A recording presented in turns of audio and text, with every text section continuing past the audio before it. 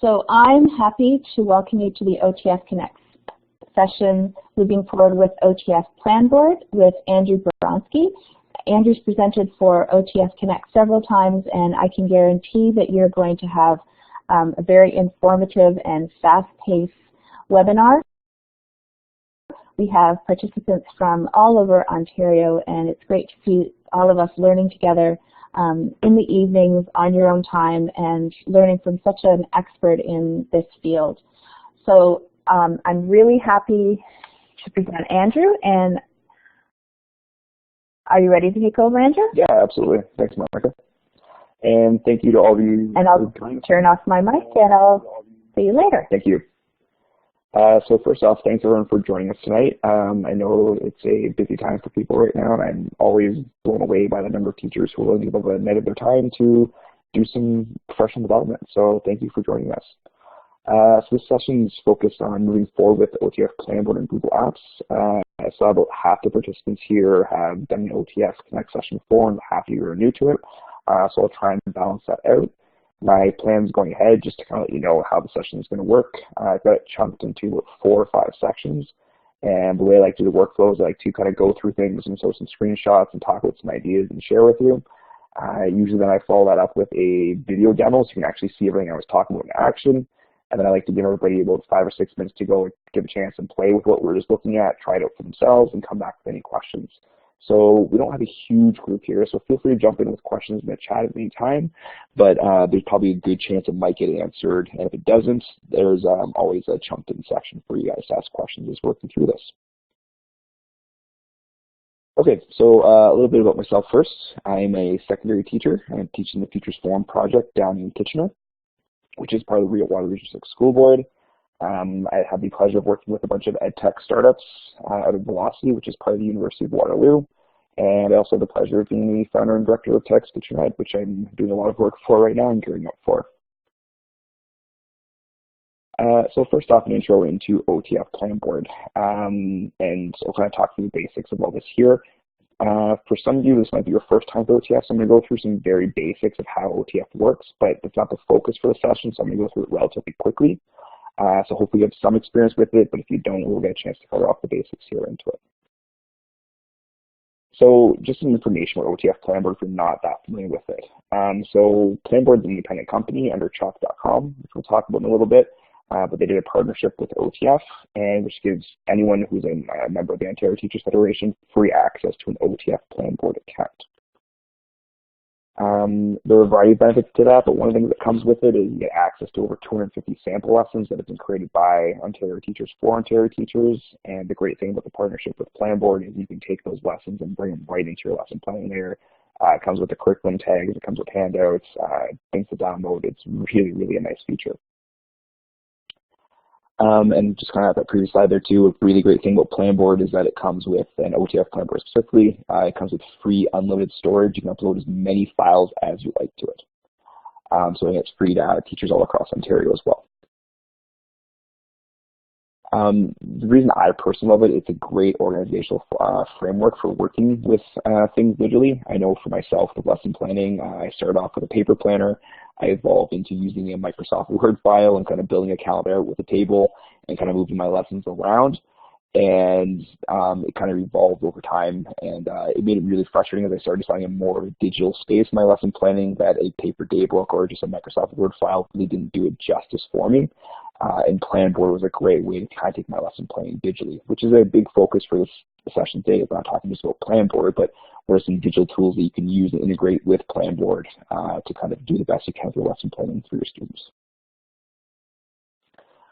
So in kind of summary here, what can OTF Planboard do for you? There's a whole bunch of things to kind of work in the digital space. You can embed videos, insert images, attach documents. It integrates with Google Apps for Education. They're currently working on integrations with Microsoft Office 365. It's a great way to track your own stuff, and most importantly, when we're finished with tonight, it's a really great way to share with other people as well, be it parents, teachers, or administrators online. All right, so with all that in mind, a little bit of background here and talking about Planboard and OTF Planboard. So they're an umbrella under chalk.com as a company. If you have a Planboard account or an OTF Planboard account, you have a chalk.com account. They started off with just Planboard, focus on lesson planning, but they started to branch out. They have another tool called Markboard, which is a way of doing digital assessments and tracking things like rubrics and sharing online, things along those ways. So that would be their second piece. They're also working on a 10 board right now, which is a additional way to do attendance as well. And they're building out a suite of tools, but the whole focus now is going to be on Planboard, OTF Planboard. And so with that in mind, some of you may have a Planboard account already, and it may not be an OTF Planboard account. That's fine. If you want to switch over to an OTF account specifically, all you need to do is contact the chalk.com team. You can do that through the message section when you're logged into your Planboard account and just tell them that you're an Ontario teacher and like to switch over to OTF Planboard. They will do that for you. You won't lose anything. You'll keep everything you have there in your account, but it will give you that simpler access to the OTF lesson plans.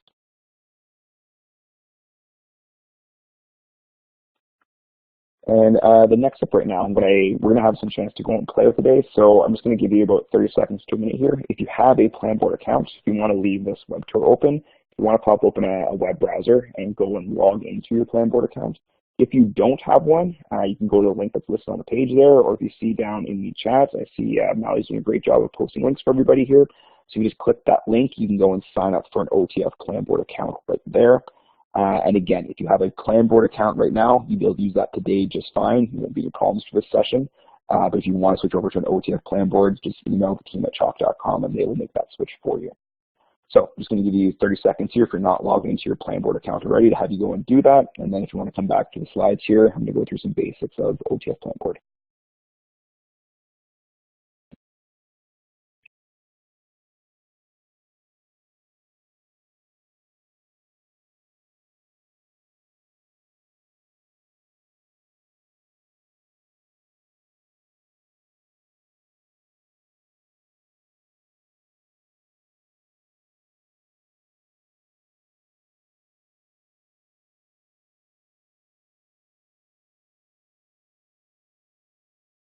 And I see a couple have just joined us recently, so if you're wondering what with radio silence, we're just giving people here a chance to go and sign into their OTF Planboard account or their Planboard account, or if you don't have one, to go and register for one really quickly, and then come back here. We'll get started in a sec.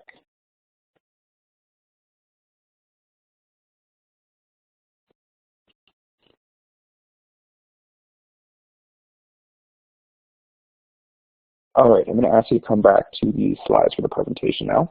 And so to start off here, I'm just going to go through some very basic functionality for Planboard.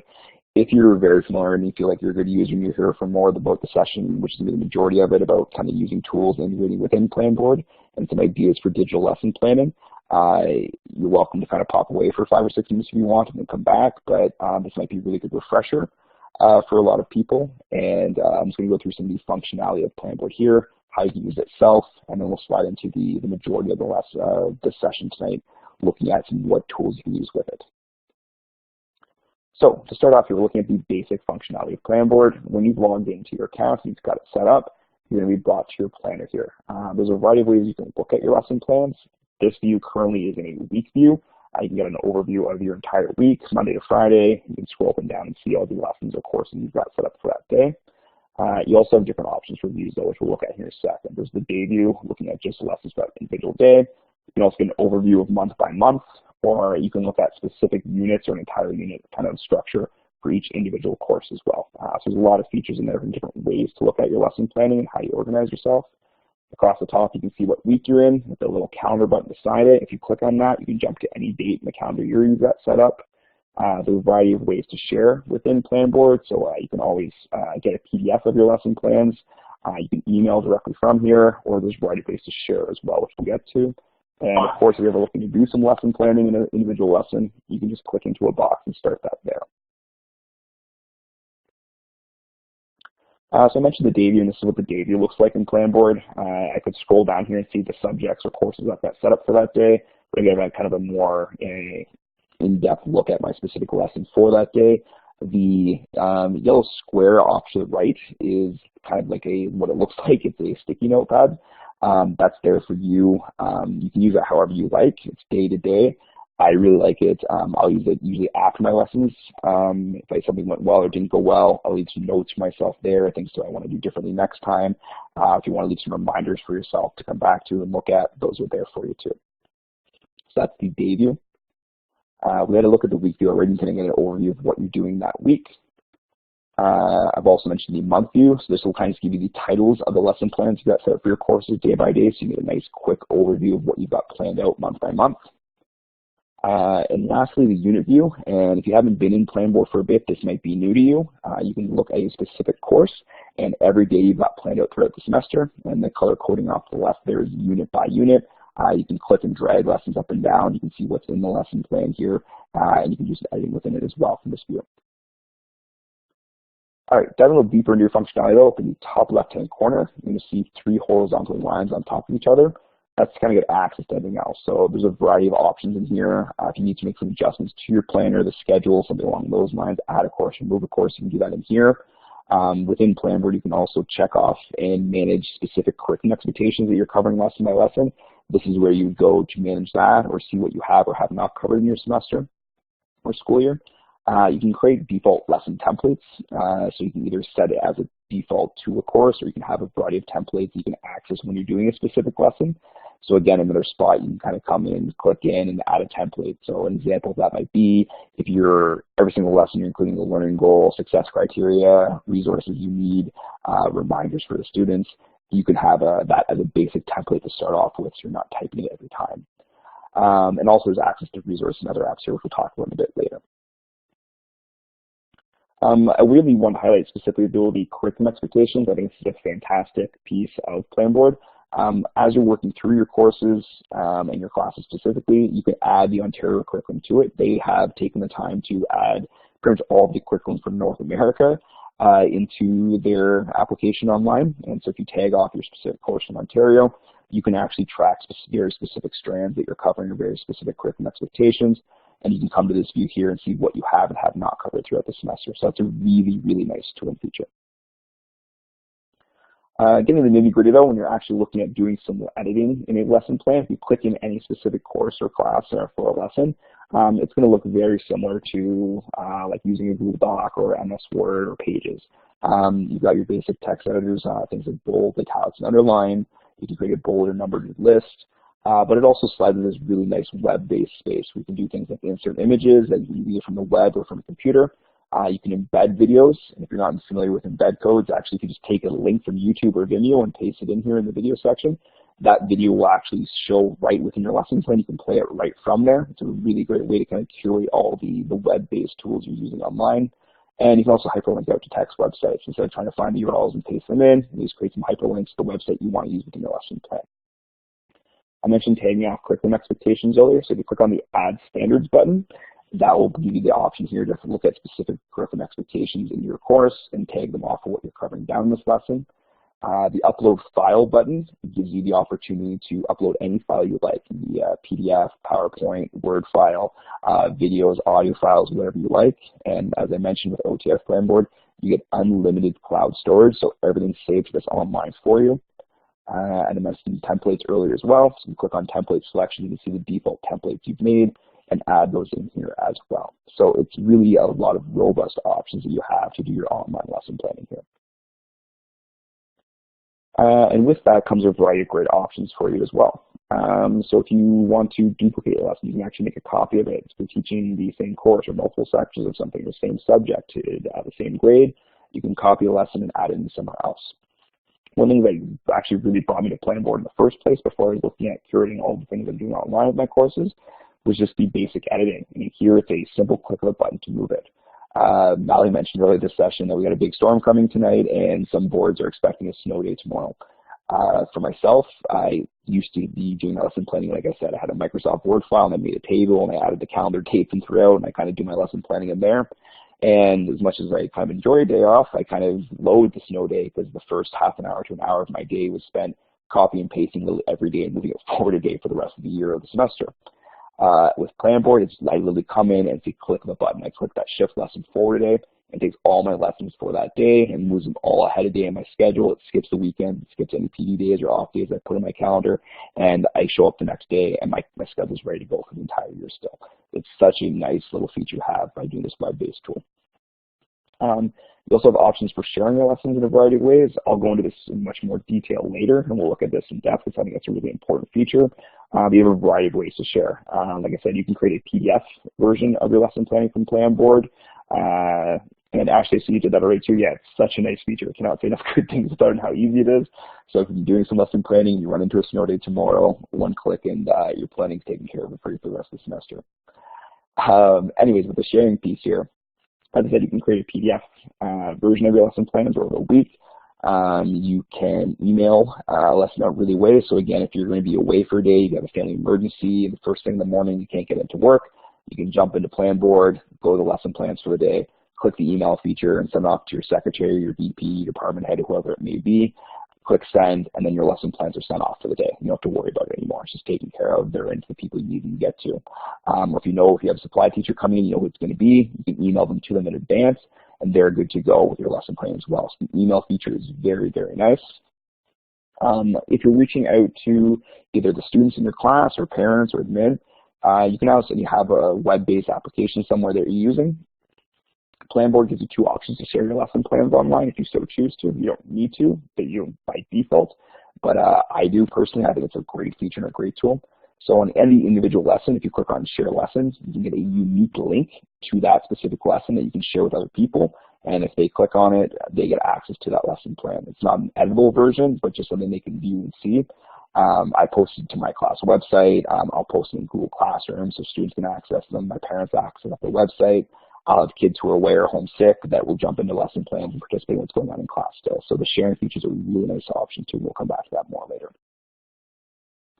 And yeah, just kind of giving you more detail here. So if you click on that share button, this is kind of what you see. You get the option to email it out here, or if you click on get link or embed code, the unique link, again, you can just email that to someone. You can put it on a website in Google Classroom or wherever you share.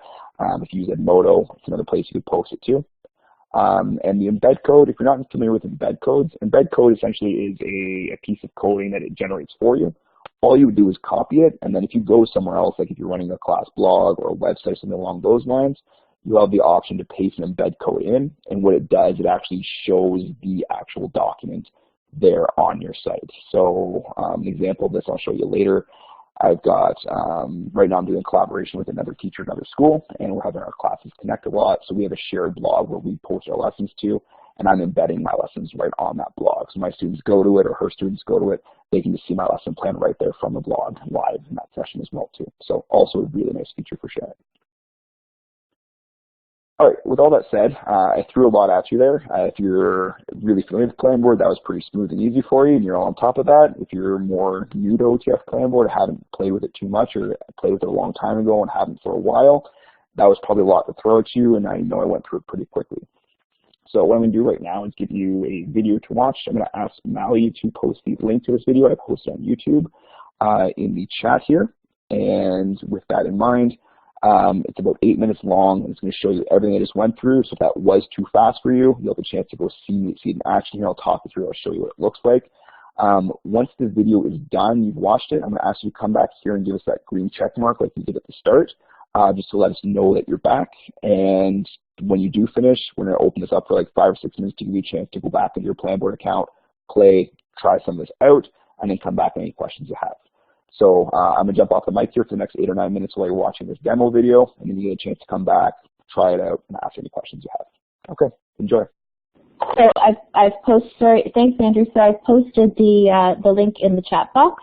So you can do one of two things. I'm going to start it in a web tour, which will show on the whiteboard, or you can also just click on that link. If you're on an iPad, you will need to click on that link, and it will take you to a separate browser. So here we go. We just hope it works. There we go.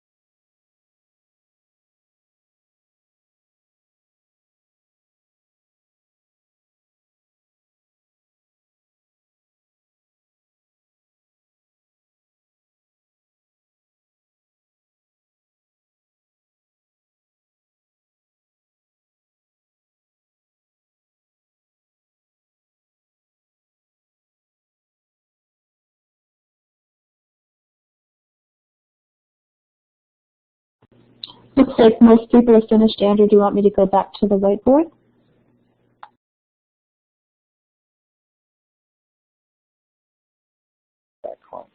Yeah, no, that'd be great. Thank you. Thank you. Okay, some people may have not seen the video through here and had to leave off and watch them on their own, so maybe a little behind us. I'm just going to jump ahead here. I'm just going to throw 5 minutes out to people to go, and after having watched that, anything that they weren't sure about or want to go try themselves, just take 5 minutes here, jump into their Planboard account, and go around and play a little bit, try anything that we looked at there. And if you have any questions, I'm here to take them. If you have a microphone, you're welcome to jump on and ask.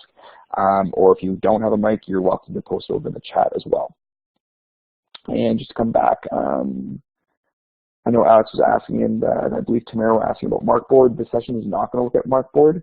We're focusing just on digital lesson planning here. I know some people have asked about using Markboard as a session for OTF. That's really up to OTF. I'm happy to do it at some point if people want it. So you guys can pass it along if you like.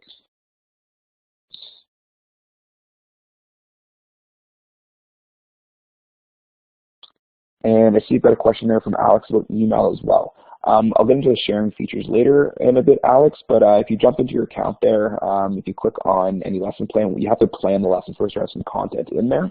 But once you click on that share button, you'll have a variety of options, and the email option will be right there for you. So you just click and type some email name, click on send, and it will send it off for you. Or if you're looking to share it a different way, you can click on the get link, which I showed in the screenshot earlier from the lesson plan. And if you click that link, that's unique to a lesson plan. You can just email it off too. It's a really, really nice feature, and it saved my butt a few times.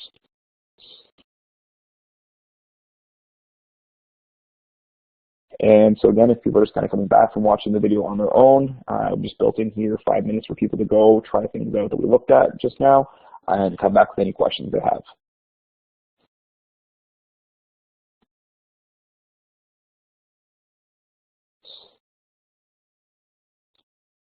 Alex, I asked you a question before. I'm not sure if you answered or not. I'm just curious. Did you send it to your school board email or to your personal email when you sent it to yourself?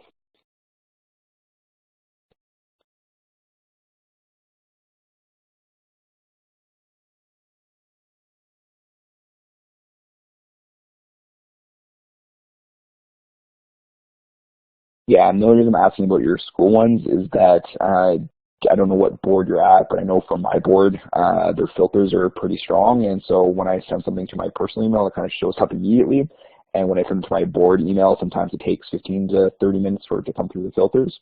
It should pop through, but sometimes I find it like personally in one of the regions where something I sent to my work email takes a little time to come through because they're a little tighter with the filters that they're using. So that might be why you haven't seen it yet. So I would just try sending it to a personal account too and see if it pops into for you quicker or not. Or again, I think I would hope in another 10 minutes or so you might see it pop up in your email there. While people are working this through and like kind of talking issues, one thing I will highlight, my experience with Chalk.com, and every time I say this, usually a few people in the group pop up too, so please feel free to share if this is your experience. But my experience with the Planboard team and Chalk.com is you send them an issue you're having or something that you want or something, a feature you'd like to see, and you usually hear back from them right away. Depending on what time you're on and when you're in, you might actually have a chance for a live chat right within Planboard. So if you're not sure how to do something, or if you're struggling with a problem or something's not working the way you want it to, you can actually engage someone in a live chat from the team right there and ask them questions and have them look at it for you. Or if they're not there, I'll give you the option to send them an email. In my experience, I usually hear back within a few hours or definitely within a day's time. And maybe they're taking care of the issue or are letting me know how to take care of the issue to fix it for you. They also love getting feedback on features, so if there's something that you want Planboard to do that it's not doing, I highly recommend you send an email to them and suggest what you'd like. I've done that more than a few times, and actually within a week's time or two, I usually see that feature show up there.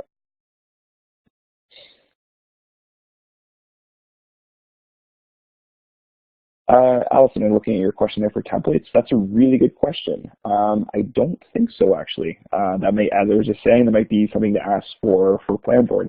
I've done it. You can assign a template to a course, so it has it's all every time you open up that course or that subject, that template's there for you. And you can also individually pick different templates and individual lessons, but I'm not sure about just doing one individual day as opposed to another day. That's a really good question. I don't think you can, but you might be able to. It's not a feature I've looked for myself, so I haven't really seen it. But if it's not there and you're not seeing it, again, I would throw that out to the Planboard team and see what they say.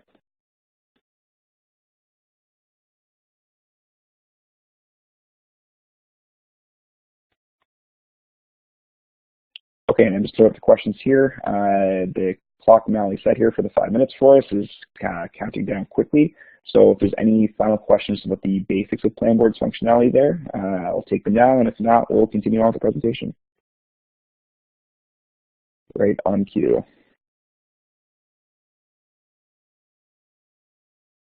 Anyone else have a question?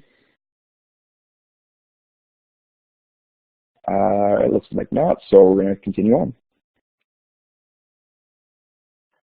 So that was like really our basic intro into Planboard. If that was too quick for you or not enough information about how to use Planboard, I did do an earlier session about a month and a half ago on the basics of Planboard, how to set up your account, how to create your schedule, and talk about much deeper dive into the actual tools within Planboard. I didn't really touch on much at all there. If that interests you, or if you want to know more about that session, you can go back and watch it through OTF Connects. They keep all their past sessions online. I had a bunch of video links in there too for how to do that, YouTube videos like the one you just watched. So if that's something that interests you, you can go find that later, and Mally's going to find that link now. So if that's the space you're in, you can go and do that. But again, this session is kind of geared to more looking at, once you've got a handle on Planboard, what are some ideas you can do to bring like kind of digital resources in your classroom. And the description for this one is kind of focusing on looking at how specifically you can use Google Apps for education. It's become a very popular tool across Ontario. I think there might be only a couple boards now who aren't using it or don't give access to their teachers, and it's kind of really exploded the past couple of years. So what we're looking at for a lot of the rest of the session is looking at how Google Apps integrates with Planboard and some ideas for what you can do with your lesson plans to kind of blend those two together. And this was kind of really a magical space for me. I've been using Google Apps for Education for a few years now with my students, and Planboard's been a lifesaver for taking all that digital content and kind of organizing myself in a space. Again, I can't imagine going back to a paper day planner when I've got all this digital content I'm using with my students and for myself and for my lesson planning. Or even that Microsoft Word file like I was talking about. Planboard is this really great space, and they've done some integrations. So as this kind of picture shows, you're now on Planboard and Google Drive, makes me a very happy teacher. So that's going to be the focus for us going ahead here. Before we kind of talk about some strategies, though, I want to talk about one more thing within Planboard itself, and I didn't highlight it before. We mentioned how you can do templates and how you can tag curriculum resources to it. And very importantly, how you can add attachments to your drive, so any Word file, the PowerPoint, or anything really off the hard drive of the computer. But if you're using Google Apps for Education, they also added this integration with Google Drive where you can access your Drive files right within Planboard. You don't have to leave it. You can go find them, and you can actually tag or attach anything from your Google Drive to a specific lesson plan as an active link. It's a really nice resource. It's saved me a ton of time. It's made my life so much simpler. It's made life so much simpler for my students and for parents as I'm sharing things online too, and I'm moving into that digital space. So to access this, again, if you're doing some lesson planning, you click right into any box, do some lesson planning, and you're going to see a screen pop up like this, and you'll see that little triangle icon. It's color-coded, and that's the symbol for Google Drive. So the first time you click on this when you're in Planboard, you're going to have to sign into your account, and Planboard's going to ask you for access to your Google Drive. You should read through the permissions that are asking for you to sign off on there, and if you're comfortable with them, I can say I am personally, but it's something you decide for yourself. But if you click allow just one time, going ahead, Planboard will have access to go in and see your Google Drive and give you access to it. So if you click that Drive icon anytime past that, it's going to bring up your personal Google Drive account with all your folders and files right there for you. So what that looks like, when you click that Drive icon, you're going to access, you're going to get a box that pops up like this, and by default it shows you your most recent files that you've been using within Drive. So you can see the files I was using most recently there. If it doesn't have what you're looking for, and you're looking for something that's older, there's a search bar right at the top. You can start typing in the name of a file or something you're looking for in Drive, and it will search your Drive and find that for you right there. So really simple way to find what you're looking for. You got different ways to filter too, so you can search everything in your drive, or you search like just folders, or search just documents, or spreadsheets, or presentations, or PDFs, or whatever it may be, images, videos. You can also toggle the views. Where you look, if you want a list view, or do you want an image view of your documents too. So there's a lot of quick, easy ways to find what you're looking for from your Drive account. And once you do that and select one, what it does on just the bottom of your lesson plan, it puts this little file. It shows you the title of that file from your Drive. It has a little Drive icon beside it. And what that works as is an active link out to that file from your Google Drive. So if you were to click that little box in the bottom left there, that would open up a new tab and take you to that document or that file or that video, whatever it may be that you access from your Drive account. Again, it's a super, super nice tool if you're using Google Apps for Education or Docs or Drive in your classroom at all, because you can organize what files you want to specific lessons and keep them tied to it that way and have access to them at the click of a button. Much shorter video this time. I'm going to jump off the mic again here. I'm just going to give you, that was kind of quickly going through that, but I want you all to see it in action because this is going to be really important going ahead for the rest of this presentation. You have a good handle on how to use Google Drive within your Planboard account. So Nali, if you want to start the video again here and post a link off to the side when everyone's working. And again, if people would just give us a green check mark when we're done here, but I think it worked for most people to kind of just follow along last time. So I'll take 4 or 5 minutes here to watch the video.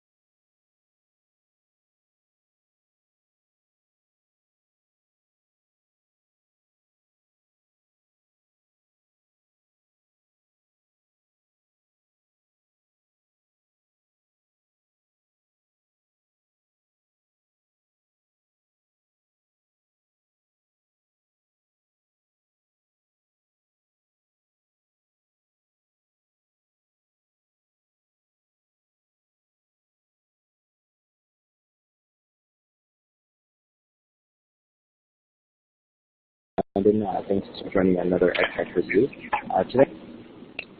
Thanks, Matt. I was just going to ask you to do that. All right, so it's going to take 30 or 40 seconds to give people a chance who were watching the video on the web tour to come back and join us. I see we got some green check marks from people already who are done. And just kind of the same process here, everybody. I'll give you a chance to go and play a little bit, try that out. So go back to Planboard.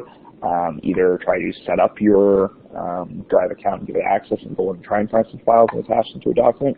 You can always remove them after the fact if you don't want them there. And just kind of following along with the chat here off to the side for a few people. Every school board runs things differently for what they choose to allow access to their Drive account and not. I've done this session a number of times and talked to people from all across Ontario and outside of this too. And I would say almost every time the board chooses to give access and allow a Planboard, they see it as a trusted source.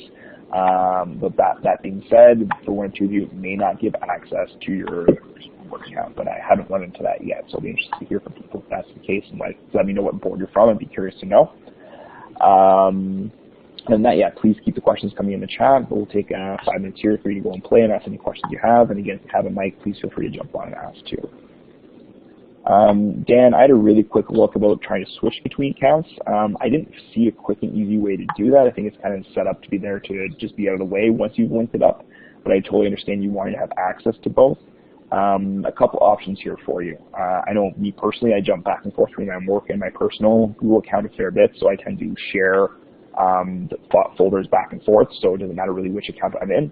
So if you had a couple bulk folders that you use for work, you could share those with your personal account as well, and then have access to them that way. Or the other thing I would recommend would be to contact the Planboard and just kind of say, hey guys, I'm hoping to switch this over. Can you deactivate, or is there a simple way to do that? So I'll leave that one up to you, which route you want to go.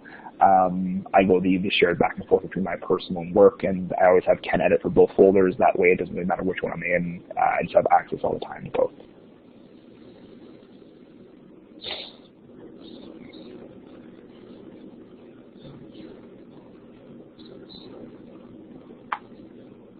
So a quick question here is about a printed series of lesson plans for one class.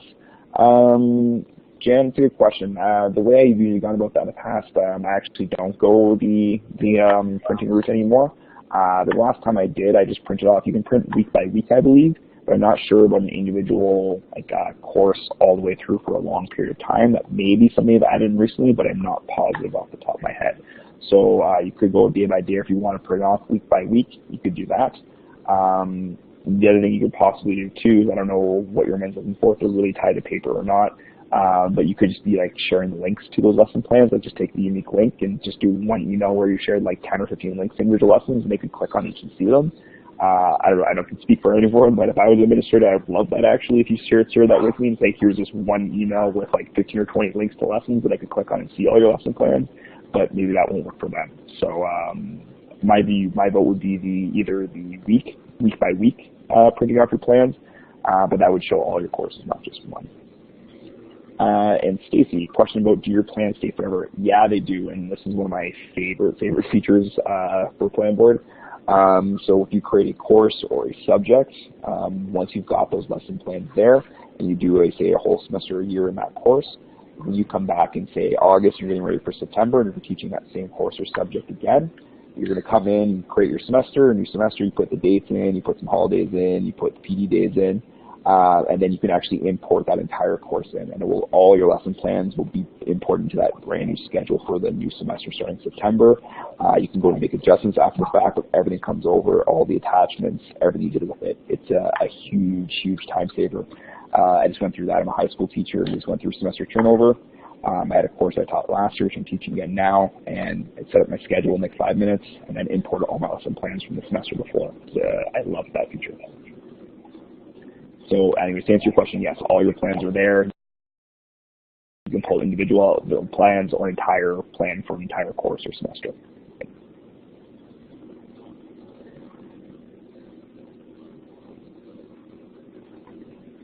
So we're just kind of checking down to the last minute here of this Take 5. So yeah, no problem, Stacy. So again, please feel free to be playing around and trying Google Drive and the integration within your Planboard accounts. And if you have any questions here, we've got about another 30 seconds. I'm happy to answer any questions anybody has.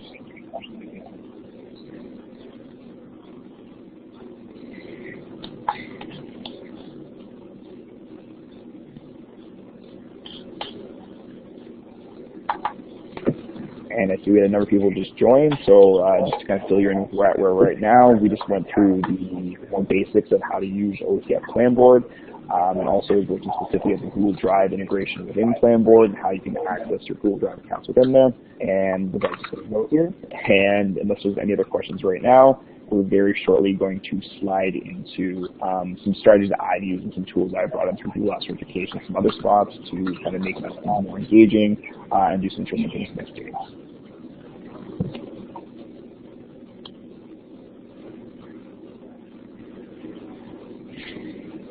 Okay, so I'm just looking at the last questions here. So, Jan, yeah, I love the Google Drive file update. That's another really nice thing for your lesson planning. So like I said, even you can import lessons from a previous course or a previous semester into a new semester as a starting point. And if you've been linking out your Google Doc files, say it's handouts or attachments or assignments to those lesson plans, those links come with it. So you don't have to worry about your lesson planning at all. You just go into your Drive, you update some accounts, it's like a due date or something like that, an assignment, you fix that really quickly. If it's some dates or a few little things to adjust in your Google Docs or presentation, whatever it may be. And then when you go back in that lesson plan, all those updates are there for you automatically. They're just synced, so you don't have to worry about uploading new files, lesson plans, or deleting things or changing things that way. It's a really, really great feature for using Google Drive with your lesson planning here. And one of the reasons I love using Planboard and the Drive integration myself. Okay, we're going to continue on here. So that was the first part of the session, was really looking at kind of a intro into OTF Planboard itself. It's very, very basic functionality, and very specifically at the end there, it's integration with Google Drive and kind of what that means. So what does it mean to have this digital lesson planner and now have this Google Drive integration? Because a lot of people sit in that space and using Google Docs and slides and presentations and things in their classrooms. So the second part of this session tonight is going to be looking at some strategies for what does that look like now. And we're getting into a really interesting space, I personally think, in the teaching profession, where we're starting to go very much more digital. And everyone's in a different space for this in their classroom. Teachers are in different headsets with this. School boards are in very different spaces with this. But we're starting to see more and more technology come into classrooms. And I can speak for my board right now, the Long Beach School Board. I'm actually at a pilot school where we give every grade 9 student in my high school and 2 other high schools in our board was given a Chromebook on the first day of school, and it's theirs to keep for their high school career. And right now we're looking at rolling out next year's every high school in our board, every student will be given a Chromebook in grade 9. And so in 2 or 3 years now, we're looking at having one-to-one devices across our school board in high school. And we're seeing more and more technology come in, and it's really kind of giving us an opportunity as teachers to really look at our classroom in different ways. And if we're not quite there yet, I would guess in the next few years or 5 years tops, that's what we're going to be looking at. And so with that in mind, what does that do for our lesson planning, and how does that change how we run our classrooms? And so I've had the fortune to work with a mostly one-to-one classroom with some pilot projects for our board in the past few years. Jan, that's the Waterloo Region just for school board. So yeah, 3 of our 16 high schools all the grade 9 students were getting Chromebooks this year. And right now it looks like the plan is that every grade 9 student in our school board will be getting a Chromebook next year. That's theirs. They take it home with them. They keep it over the summer. It's been really, really cool. I know other boards are looking at it right now too.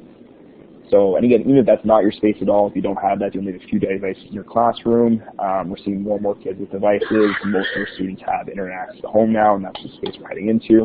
So I think it opens up a lot of opportunities for us to do really, really interesting things with technology in our classrooms. And the thing I personally love about Planboard is that it opens space for us to organize ourselves and organize our students and work with them in that space. So with all that in mind, when we talk about grid pedagogy and building success for our students, these are some terms that kind of really stand out to me. And this is really interesting when I reflect on my teaching practice and what we kind of do in our classrooms when I talk about teachers. Most of the things I have on the sheet are stuff that are really old ideas. The idea of formative feedback is a buzzword right now, and being student-centered and gradual release and personalized learning. Those are all really terms that came out of the 50s and 60s and the early 70s. And I think that we kind of, as a profession, we walked away from them because they sounded great and we knew the research was good, but they really weren't practical at all. It was very hard when you've got a classroom with 30 kids to do these things.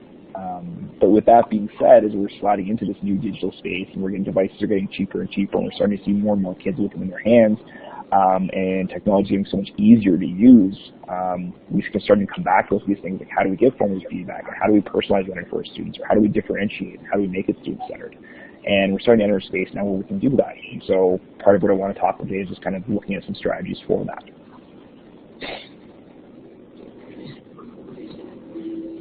All right, so people are kind of all across the board with Google Apps for Education, but most boards have them, and as the session description described here, so we have a focus for today and have an integration with Planboard or OTF Planboard and Google Apps is a really, really nice feature. And so going ahead, I just want to kind of talk about some of the basics with that. So when you're a Google Apps for Education board, actually I'm going to pause here and just kind of pull the audience here. You guys have had that check mark off to the green side or the red X. I'm just curious, who's coming from a school board that has Google Apps for Education access? You want to give me a green check mark if your board has Google Apps for Education. And give me a red X if your board doesn't have it.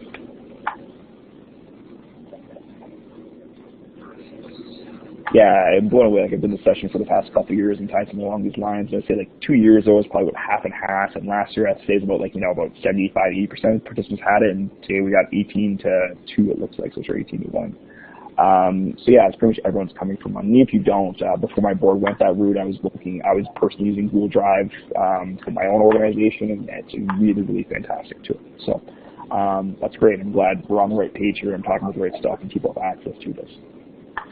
Okay, so you get a lot of options with this, but if you're not very familiar with Google Apps, just really quick basics here, it works as a nice suite of tools. Gmail is a great email client. Google Docs is a web-based version essentially of Microsoft Word. Google Sheets, Microsoft Excel files. Google Slides is very simple PowerPoint, but you get this different look into things with going into this digital space and a different way to collaborate and to work online, have things live in the cloud for you. For those of you not coming from the Google Apps board, I would guess you're a Microsoft board, or most of you are probably coming from boards that use both. Just so you know too, I know Planboard is currently working on integration with Microsoft Office 365, very similar to what they've done with Google Drive, so that should be showing up very soon too.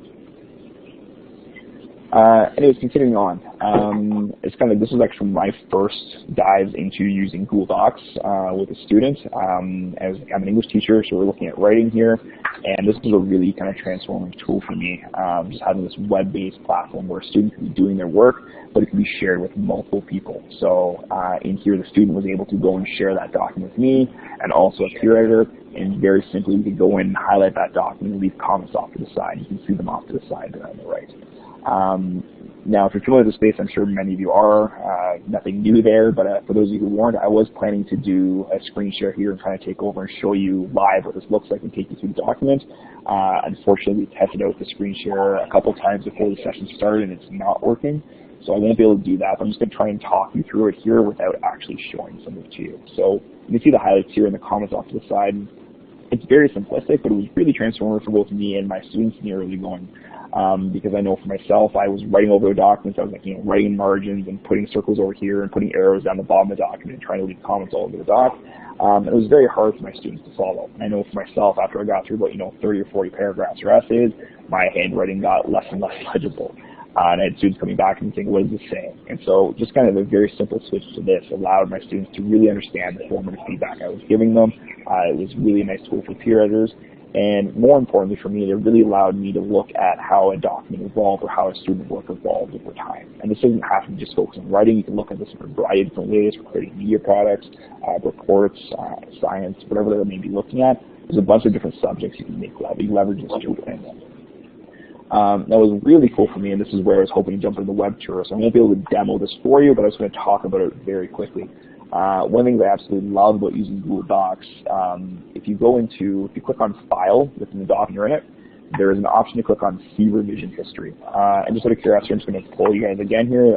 Green check mark. Anyone use the See Revision History option within Google Docs? So just green check mark if you use See Revision History, red X if you've never used See Revision History.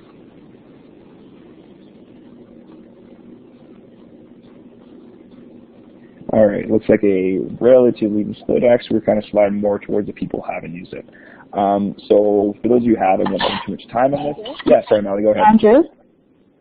Yeah, you sent the link. You provided the link to that document. Do you want me to take a look at it? I did, just because it's student work, though. I do have the student's permission to share it, but I wasn't going to give, to see the revision history, you have to have editing access to the document, so I wasn't going to share that with everybody. So the link was there, was more for me to use. But thank you, Valley. I do appreciate you asking that question. It's a totally fair question.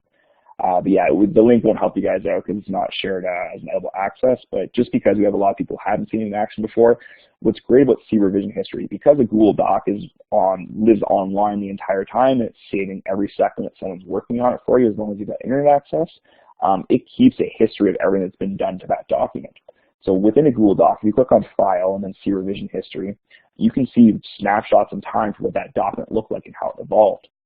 So what was really cool for me using it for my students was I could go at the front of class, teach a lesson, say this is kind of what I want to get across to them, this is my expectations for an assignment, go off and do it now. And then they can submit that to me and I can see what it's like or share with me so I can jump in any time and see how they're working through that document or what kind of work they're doing, who's doing the work. So the great thing with See Revision History was a few things. One, when the student first handed his paragraph in to me, it clearly didn't meet any of the expectations I had in the early going. And as a teacher, I'm usually one to kind of point the finger at myself and blame myself and say, okay, clearly I didn't do a good job with this lesson. But then through a peer editor myself going in and leaving some feedback for that student, I was able to go back and track to see if were they actually understanding the feedback I was giving them. How did that evolve? How did the document evolve? And it was really, really fantastic because I was able to see what feedback they were using or how effective my own feedback was to that student and were they making the progress that I wanted them to.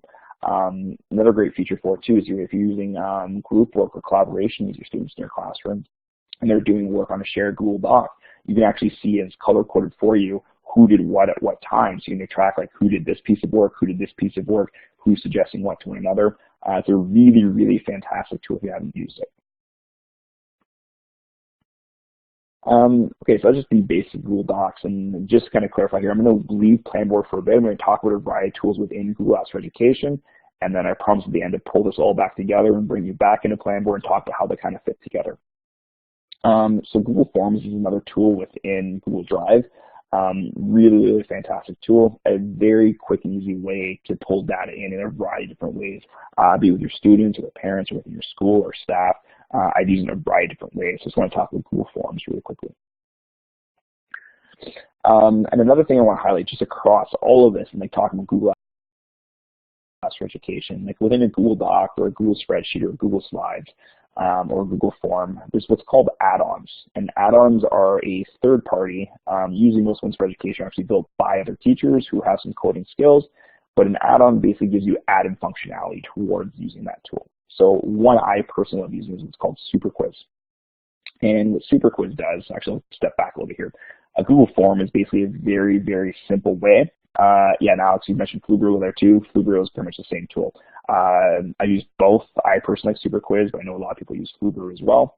What both these tools do, and I'll go back and kind of come back to Forms here first. Forms is a very simple and easy way to create questions that you can push out to other people online. So some examples of how I'll use Forms, I might create a quick form when I'm starting a new unit in class to test out the basic core knowledge my students are bringing into that unit before we start. So I might ask some basic questions and have them fill that out, and then all their responses go into one Google spreadsheet for me so I can see their answers and see kind of how they're looking at a class. The great thing about Super Quiz is I can run that, or Flubro is another example, is you can run that from the spreadsheet where all those answers go, and you can actually set it up to have it mark it all for you. So as my students are answering, I'm actually getting real-time statistics on who's answering what question well, how each student's doing individually as themselves, how is the class doing that specific question. I'll use this on review going into an assessment too. So I might throw this out a day or two before a test with my students, and if there's one question, it points out to me if a lot of students are getting it wrong, and that works as a very simple, easy way for me to go back and look and like, oh, okay, here's something that my students aren't doing very well on. I need to come back and spend some more time with them on that. So to test this out, just give you an example of what a form looks like here. There's a link right there, and Mallie, I'm going to ask if you could post this into the chat as well. And I'm going to ask people, and I'm going to just demonstrate this here in action for you. I'm going to ask people to click on the link, go and complete that form, which will only take like, about a minute to complete. And then if you could come back here. So if leave your microphone, kind of follow along here too. And there we go. So if you can click the link off to the right there in the chat, that will take you to the form I've created here. And if you want to quickly fill that out and click submit at the bottom, I'll give you an example of how Super Quiz works in action here.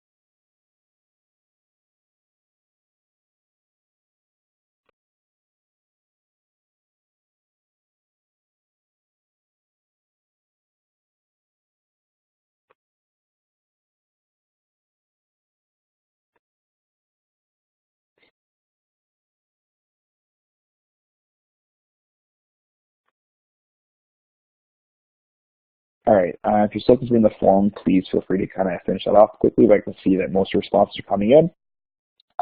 So next thing I'm going to ask here, Mallie, actually, if you have the link, or I can go find myself here in a sec, one sec. I'm going to grab the link to the spreadsheet here. This was another example that I was hoping to demo this live for all of you and show this what this looks like. This link was meant for me, but there you go. Mallie just posted that link in. So if you want to click on that link, and we'll see here, I'm hoping you'll have the tabs that I have. Again, I was hoping to demonstrate this in a web tour and show this live to all of you, but that feature's not working today. So let's try this link. So if you click on the link there, I've made it available so everyone can go see, and I can see a lot of you are popping into it now and coming into it. So as a teacher, by just creating a simple Google form, all your responses are automatically populated in the spreadsheet here for me. And now I'm just going to use as a test subject here. If you could jump on the mic really quickly and go to the spreadsheet. When you're in the spreadsheet, do you see a bunch of tabs at the bottom of the spreadsheet that says right or wrong, class results, and correct students? Yes, I can. I can see that. And are you able to click on them, just out of curiosity? Yep. Okay, perfect. So you should all have access to that then. So I can see a number of you popped onto the spreadsheet here, and you can see people's responses and email addresses. So if I was doing this with my students, I'd be able to see who the user is and be able to scan across and see what their answers are. But the really cool thing about Super Quiz is if you want to just kind of follow along here, I'm sorry I can't demonstrate this for you, but hopefully you can follow along as I'm talking you through this. If you're on the spreadsheet right now, up in the top left where you see things like File, Edit, View, Insert, you're going to see an option that says Add-ons. And so I'm asking you not to do anything here right now. If you've never used add-ons before, you won't have anything there, and it'll give you an option to get add-ons. The one I'm using right now is called Super Quiz. I've got Fluber and Doctopus in here as well. So if I highlight over Super Quiz myself and click on Get Started or Main Menu, it gives you 4 very simple instructions for how to set this up and run Super Quiz with this. And so once you run those, basically what you do as a teacher, if you have the correct responses to these questions, all you need to do is you go back into the form, you fill it out yourself with all the correct answers to the questions for these multiple choice questions. And what it does after running Super Quiz, it takes and marks those off as the right questions, and then any student who comes in, they put the result in, and it essentially marks it for you. So when you go down to those tabs on the bottom of the spreadsheet now where it says like right or wrong, for example, I can see the scores people got in here. I intentionally threw some weird hard questions in there, so no problem if you didn't do very well on it. I saw Monica got 100%, so congratulations to Monica here, but usually people score in the 20 to 60% range on this when I give it to them, so you guys actually did quite well in the 60-80% range. So as a teacher, I can get a very quick scan, look at, okay, here's a percentage score of how my students did on this quiz or this assessment that I gave them. I can scan down, I can see the blue color coding here for which questions were answered correctly and which ones were incorrectly. If I click over to the next tab, which you can do too, and click on class results, I can see scores by question. So I can see on the very first question, 95% of the class got that question right. So again, if I was doing this as a quick formative check before going into an assessment of my class, and that was a specific question I was looking at, I could say, okay, hey, the first 3 questions here, most of the classes got it. That's great. Clearly, I did a good job covering that down with them. They understand what's going on. But then I intentionally threw these 2 difficult questions in the end here, and I can see that only 25% of the class got question 4 right, and only 10% got the last question right. So before I would head into that final assessment, I can say this is clearly something I need to come back and focus on with my students. And again, there's other options down here. You can look at just the incorrect students, so it actually gives you usernames, their email addresses for what question they got wrong. I've done stuff too, like if I want to send kids off to a resource, I'll look at that question and I'll just copy and paste all those email addresses into an email, and I'll add a resource or like a video I want them to go back to review, or a document I want them to go and review, whatever, a lesson plan, and whatever it may be. And I can email those off to those students and say, hey, you need to study this with your parents tonight. Get ready for the quiz or the test that's coming up tomorrow for this specific thing because you didn't get this question right. So for me, I found it really, really powerful too, and I was kind of blown away with how simple and easy this is to use. Again, automatic markings for me, it's great. I mentioned my school's gone 1-to-1 with the grade 9s this year. For our final exam, actually, our English department, I didn't teach grade 9 this past semester, but they actually had part of the exam was like 20 multiple choice questions, and they ran Super Quiz for every single grade 9 in our school. And all the marking for that section of the exam was done automatically right off the bat for the teachers as the kids submitted them. So really, really nice, cool. I don't use it for summative as much as I do for formative, but as a formative tool in a classroom, I think it's fantastic. It blows my mind every time I use it. And students love it too because they get immediate feedback. And not to go too far with it, but if you want to get super geeky as you look at further across those tabs, you can actually set it up to give automatic feedback responses to the question. If any student gets any question wrong, you can actually have it automated to email them, here's a resource, or here's a video you should watch, or here's a document you should look at. I don't use that one too often, but you can dive into that as well too if you like. There's lots of stuff on Super Quiz right there. All right, I'm going to ask you all to come back into the presentation slides now. We're going to kind of continue on, but Super Quiz and Google Forms is one thing I want to cover off with all of you. Next one I want to speak to was Google Hangouts, and it talks about communicating with students or parents in a variety of different ways. Hangouts is something I really, really like. And Monica, no, this isn't just for Chrome users. Like this stuff will work in Chrome, but this will work off your iPad as well too. A lot of these have apps, like for example, I'm talking about Hangouts right now. This works as an app too, which I'm going to talk about here in a sec. So yes, it's not just for Chrome. Most of this will work on iPad as well. Anyway, Google Hangouts here. Google Hangouts, with you if you have a school board GAF account, your students have a school board Google Apps for Education account. Hangouts is a fantastic way to communicate between classes. We've had people using mystery Skype and stuff like that too. I've had a lot of teachers use Hangouts as well to connect, so you're not going out and asking students to create a new account. They already have their school board issued account, have access to this as well. One thing I'll highlight here, Hangouts, the way it's set up, it's been tied to Google Plus in the past. We're kind of pulling Hangouts out of Google Plus now, but Google Plus isn't set up for people who are 13 plus. So depending on how your board has been set up, I actually know this is different. It's different by board. If your students are under the age of 13, your board may have turned Google Hangouts off for them. So I'll give that caveat here too. I'm not going to spend too much time on this. And yeah, Mike, thank you very much. Google Apps, the add-ons do work in Safari on the iPad too. So if you're looking at that in the web-based version, you can run that there as well. Thank you for mentioning that. Anyway, sorry, coming back to Hangouts. If you're not familiar with Hangouts, it's a fantastic communication tool, and there's really three basic ways you can use it. It works with the basic text-speech or text chat. I've been focusing a lot on digital collaboration with classes, so right now my class is paired up with another grade 10 English class in our school board at a different school, and we've had our students connect a variety of times through Hangouts, and so one simple way to do is just kind of texting back and forth. The second option you have through Hangouts is you can actually do an audio call, and so this is really cool actually.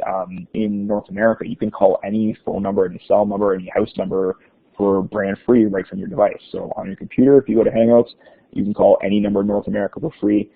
It's also a free app for your iPhone or Android. You can sign up with your school account, and right from your phone, you can call, as long as you have an internet connection, you can call any phone in North America for free. I've used this in my classroom to connect with other teachers or bring experts in their classroom and talk to my class. The other thing I've used it for, I'm also an e-learning teacher, and so that's the way I connect my e-learning students, and kind of contact them. The great thing about using the app on your phone is that as a teacher, it doesn't share your personal phone number. It actually gets routed because you're not calling from your actual cell phone plan, you're calling from within the app. I think a lot of times if they had called this, it's calling something from California. But it's not. It's a way to make calls to homes or students from your cell phone without sharing your personal cell phone number with students or parents as well, if that's not something you're comfortable with. The last piece to Hangouts is you can also do live video chats. This is really, really cool too. If you're looking to connect your classrooms with other teachers or having students connect in various ways, you can run a Hangout, and it works very much the same way as Skype. You can see them, they can see you if you've got a webcam, and there's a lot of different things you can do in there too. You can actually do screen shares. I've used it with students who've been away sick, or again with my e-learning students where I can show them my screen how to do something on a website, or they can show me their screen and their work. Or again, like I said, Mike mentioned Global Read Aloud is fantastic for video chat that way and connect with other classrooms. I'll give you an example. I've used it myself here in a sec too. So I personally really love Hangouts right on my phone. One thing that's relatively new for Hangouts, it just came out a couple months ago, is they actually have a dedicated website for Hangouts now. So you don't need to go through Google Plus anymore.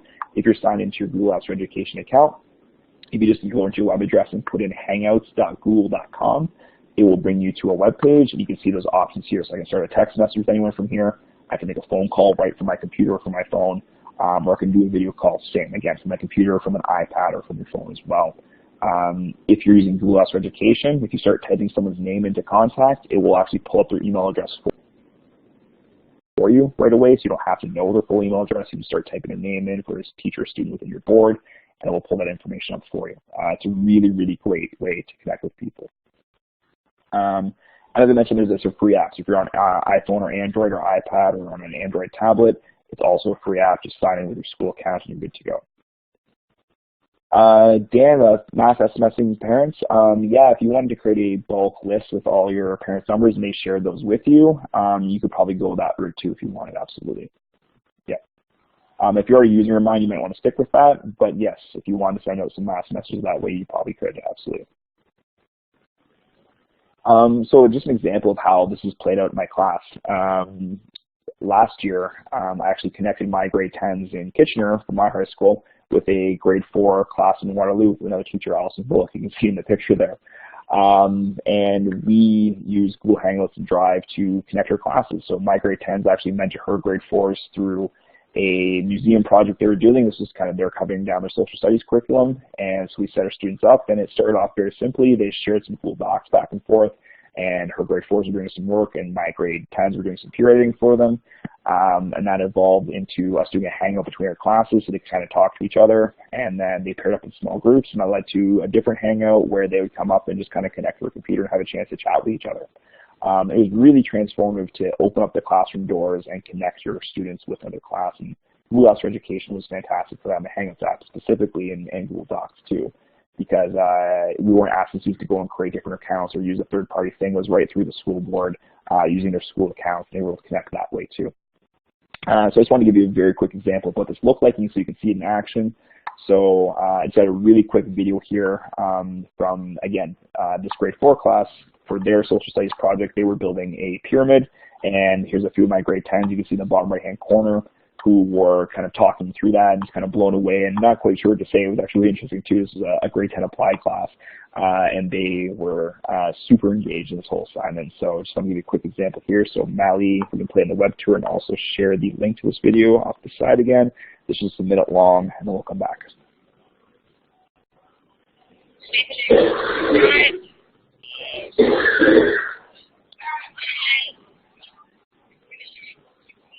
We're going to take you on a tour of the pyramid. So, inside we're still working on it, but right now we've got some hieroglyphics up. We're going to be putting the sarcophagus in. We're going to be holding the sarcophagus in. There's the bottom and the top. We painted it in metallic gold. Also, there's the mummy that we're going to use.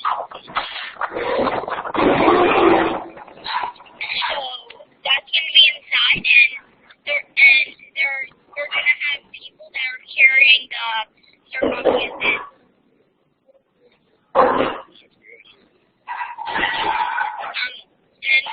And we got the two pyramids, the two other pyramids up. So, and we pulled the borders for the sand. All right, thank you very much, Ron. I'm going to actually bring us back to the presentation slides now. Perfect, thank you. So that's just a very quick example, but I can say it was really transformative for both our classes. If you've ever taught grade 10 applied before, you can work with the challenging group. My grade 10s were completely zoned in. They loved it. Great for them to have that authentic audience to work with the students where they could see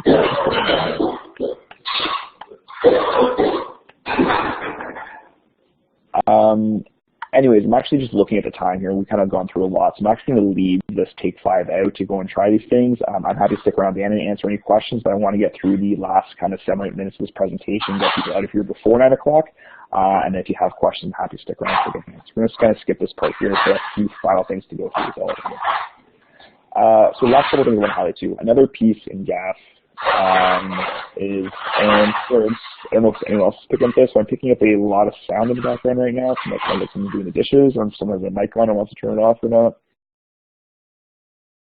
And it just went away. So I'm not sure if anyone else was hearing that, but if they were, it sounds better for me now. Okay. Anyways, another piece here I want to talk about was Google Calendar. Another really nice feature within your school account, Google Apps for Education. You can do some really cool integrations with it. And there's a whole bunch of ways to organize your stuff, but one thing I really want to talk about that a lot of people miss with this is called GAF appointment slots. And so if you go into your Google Calendar and you create something new, it defaults to create an event, but just to the right at the top of it, if you see where it says event in blue, there's a spot that says appointment slots. If you click on that, you can actually click bookable slots where you can get a link to your calendar that you can share with anyone else. So this could be great for parent-teacher night. If you want parents to come in and book themselves in for interviews, you could share this calendar with your parents, and it'll have you can create 5-minute slots or 10-minute slots, and they're able to go and book themselves in. So I'm just going to jump back here actually for a sec. So you can see slots of 10 minutes. I've used this for parent-teacher night before, and it's fantastic. So I know when my parents are coming in, they know when they can meet with me, when I'm available. They don't have to sit in line and wait for people to show up. As a secondary teacher, I've got my prep period, which I'll make myself available for students too. So I'll book these open, and they can go in at certain times and book themselves. And if they want to come and meet with me or sit down with me for a block of time to get some help with something. So I really, really like this little appointment slots feature. And just so you're aware, that's only available with a Google Apps domain account. It does not give you as an option with your personal account in Google Docs. Last piece I want to focus on here is Google Classroom, and this is a relatively new tool, but last poll I'm going to throw to you as an audience, as a group here. I'm just curious, green check mark for people who are currently using Google Classroom, and red if you are not or have not used Google Classroom before.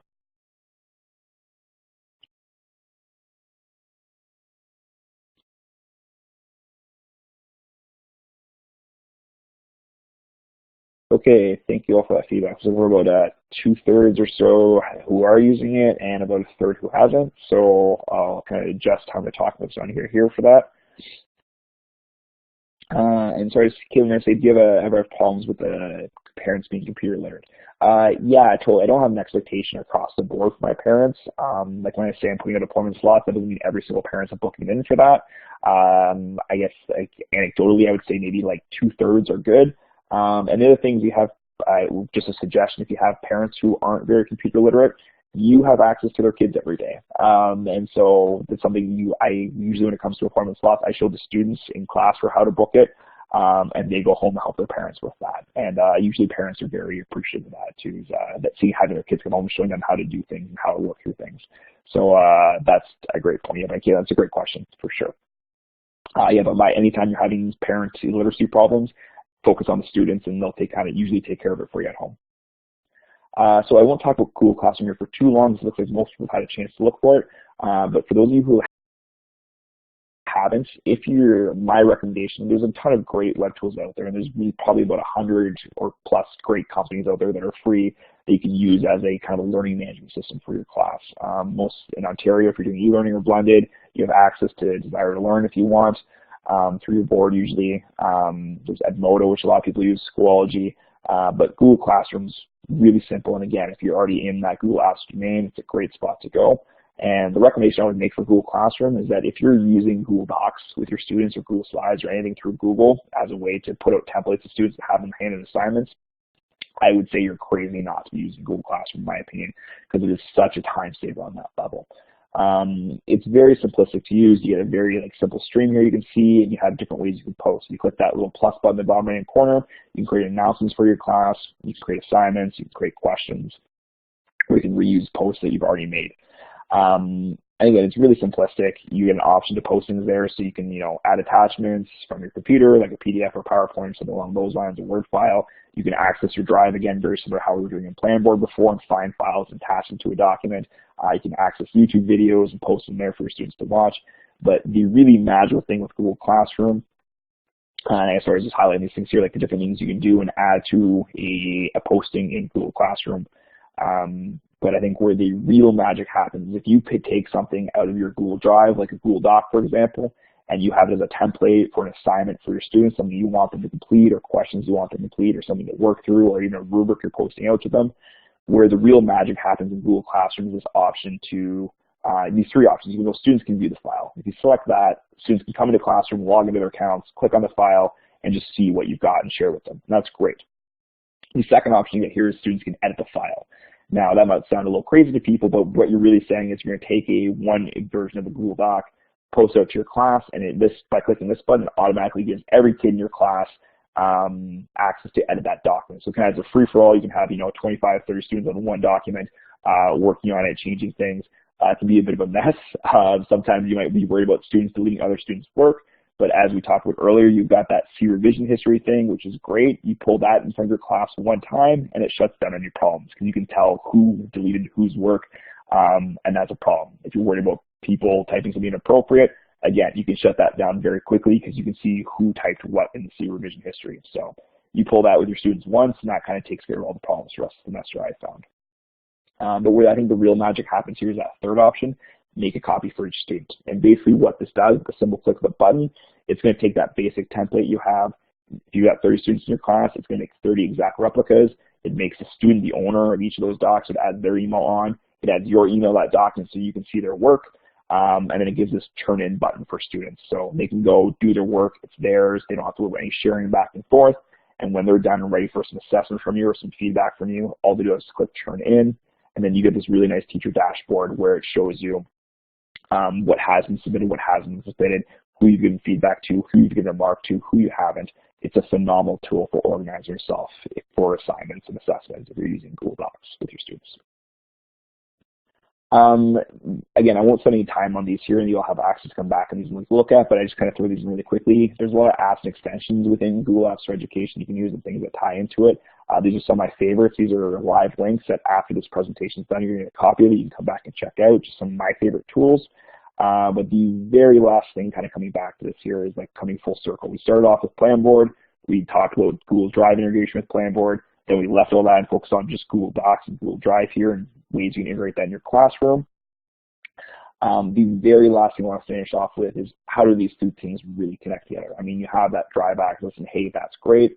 But the last piece I want to finish here is this idea of sharing through Planboard. And this is probably my favorite piece of it. I love organizing myself digitally, but and I wasn't always in this space, but what I've really shifted into as a teacher now is sharing my lessons with other people online, whether it's my colleagues and sharing lesson plans back and forth with teachers. I do that with people in my department and from people outside my school where we share lessons back and forth. I've also slid into the space now of posting my lessons online for my students and parents.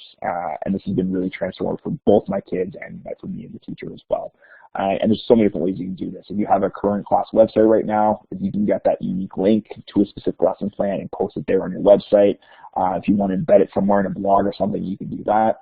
Even in Classroom, I've used that where I'll just post my lesson. I'll get a unique link to that lesson plan. I'll go into Classroom and post it so my students have access to it when they go home.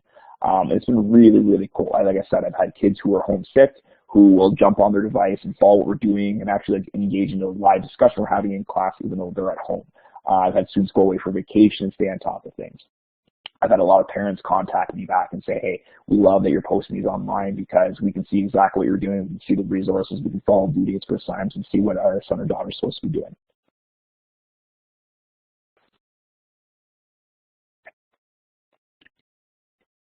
And I was going to sign now, so now this is perfect. I just want to show one final video here, and then we're done. This is going to show you how to do that.